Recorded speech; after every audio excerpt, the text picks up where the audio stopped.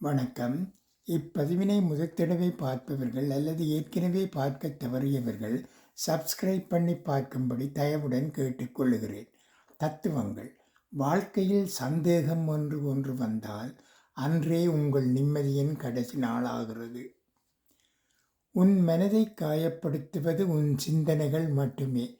இவர்கள்தான் நிரந்தரமென்று யாரையும் நம்பிவிடாதே. பதப்படுத்தப்பட்ட உணவுதான் கெட்டுப் போகாமல் நீடிக்கும்.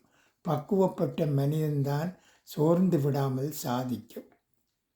ஒருவர் கடவுளிடம் கேட்டார், எல்லாம் ஏற்கனவே விதியில் எழுதப்பட்டிருந்தால் நான் ஏன் முயற்சி செய்ய வேண்டும் என்று.